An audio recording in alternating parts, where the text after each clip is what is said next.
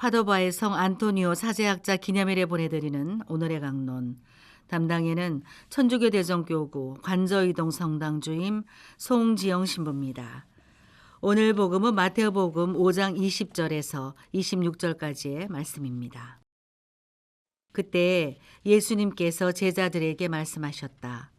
너희의 의로움이 율법학자들과 바리사이들의 의로움을 능가하지 않으면 결코 하늘나라에 들어가지 못할 것이다. 살인해서는 안 된다. 살인한 자는 재판에 넘겨진다고 옛사람들에게 이르신 말씀을 너희는 들었다. 그러나 나는 너희에게 말한다. 자기 형제에게 썽을 내는 자는 누구나 재판에 넘겨질 것이다. 그리고 자기 형제에게 바보라고 하는 자는 최고의회에 넘겨지고 멍청이라고 하는 자는 불붙는 지옥에 넘겨질 것이다. 그러므로 내가 제단에 예물을 바치려고 하다가 거기에서 형제가 너에게 원망을 품고 있는 것이 생각나거든 예물을 거기 제단 앞에 놓아두고 물러가 먼저 그 형제와 화해하여라. 그런 다음에 돌아와서 예물을 바쳐라. 너를 고소한 자와 함께 법정으로 가는 도중에 얼른 타협하여라. 그렇지 않으면 고소한 자가 너를 재판관에게 넘기고 재판관은 너를 형리에게 넘겨 내가 감옥에 갇힐 것이다. 내가 진실로 너에게 말한다. 내가 마지막 한 입까지 갚기 전에는 결코 거기에서 나오지 못할 것이다. 대전 가톨릭 평화방송 애청자 여러분 안녕하십니까? 법정 스님의 글은 깊은 생각과 감동을 안겨주는 것 같습니다. 그 중에서도 영원한 것은 없다. 모두가 한때일 뿐. 그 한때를 최선을 다해 최대한으로 살 수 있어야 한다. 그 순간순간 이 아름다운 마무리이자 새로운 시작이어야 한다. 라는 구절은 우리의 삶에 큰 의미를 부여합니다. 한때라는 시간은 우리가 살아가는 모든 순간을 포함합니다. 20대의 청춘도, 화창한 6월도, 꽃이 피는 순간도 모두 한때입니다. 그리고 이 모든 순간은 영원히 지속되지 않습니다. 우리가 견딜 수 없는 일들이 많아도 결국 지나고 나면 아무것도 아닌 일이 됩니다.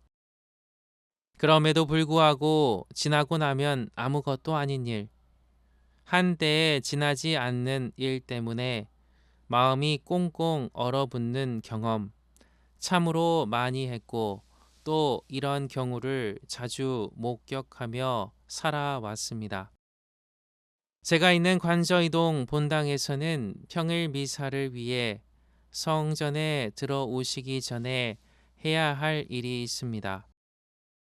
오늘 봉헌하는 미사의 지향을 잘 헤아려서 그 지향을 작은 사탕으로 표현하여 준비된 칸에 놓는 것입니다.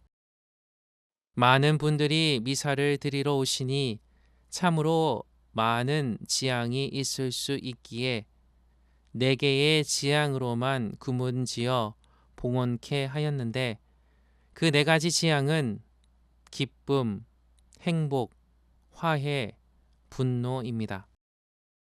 매일 신자분들이 어떤 지향으로 미사를 봉헌하시는지 알고자 한다면 저는 신자분들이 봉헌하신 사탕 지향을 보면 됩니다. 그래서 어떤 날은 기쁨의 지향이 많기도 하고 어떤 날은 화해를 청하는 지향이 많기도 하며 어떤 날은 분노라는 지향을 봉헌하는 날이 많기도 합니다. 이렇게 우리는 사람들 사이에서 혹은 삶에서 느끼는 많은 감정들 앞에서 살아갑니다.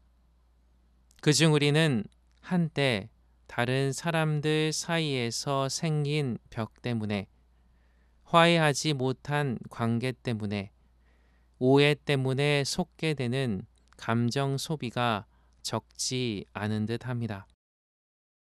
인간의 나약함을 잘 알고 계신 예수님은 원망을 품고 있는 것이 생각나거든 예물을 바치기 전에 먼저 그 형제와 화해하라고 말씀하십니다. 나에게 원망을 품은 사람 혹은 내가 원망하는 사람은 가까이에 있는 이웃일 가능성이 꽤 높습니다. 멀리 있는 사람 혹은 잘 모르는 사람과 원망을 주고받으며 살아가는 것은 드뭅니다. 가까운 사람과 관계가 어려워지면 지옥이 따로 없지만 가까이 있는 사람과 웃음꽃을 피우면 그곳이 천국입니다. 당장은 크게 보이지 않는 일들이 마음을 꽁꽁 얼어붙게 만들기도 합니다. 그러나 예수님은 원망을 품고 있는 상태에서 예물을 바치기 전에 먼저 화해하라고 가르치셨습니다. 이는 가까운 사람과의 관계 회복이 마음의 평화를 가져다 주는 신앙 행위라는 것을 알려줍니다. 우리는 어려운 화해의 과정과 시도를 겪을 수 있습니다. 하지만 매일 미사를 드리며 그런 지향으로 봉헌하고 기도하는 것이 우리의 모습이 되어야 합니다. 그렇게 얻게 될 마음의 평화는 제단 앞에서 하느님을 찬양하며 또 다른 의로움의 모습을 지닐 수 있게 해줄 것입니다. 화해의 과정과 시도는 쉽지 않지만 화해를 통해 가장 덕을 보는 사람은 바로 나 자신임을 기억했으면 합니다. 오늘 복음의 23절, 24절을 통해 예수님은 제단 앞에 드리는 예물을 두고 형제와 화해하라고 가르치십니다. 이는 우리가 하느님 앞에서 기쁘게 서기 위해 필요한 행위입니다.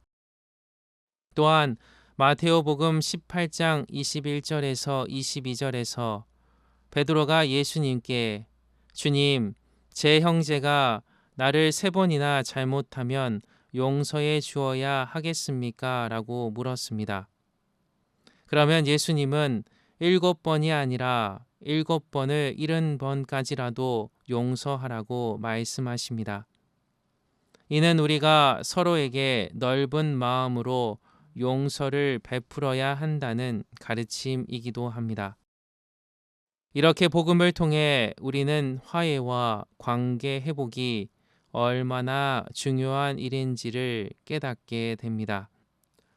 그래서 매일 미사를 드리며 그런 지향으로 봉헌하고 기도하는 것이 우리의 모습이 되어야 할 것입니다.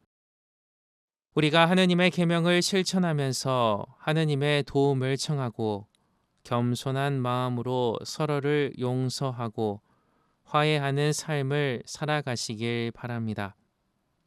하느님의 은총과 사랑이 여러분의 마음에 가득하기를 기도합니다. 오늘의 강론, 지금까지 담당에는 천주교 대종교구 관저이동 성당 주임 송지영 신부였습니다. 내일도 송지영 신부의 강론이 계속됩니다.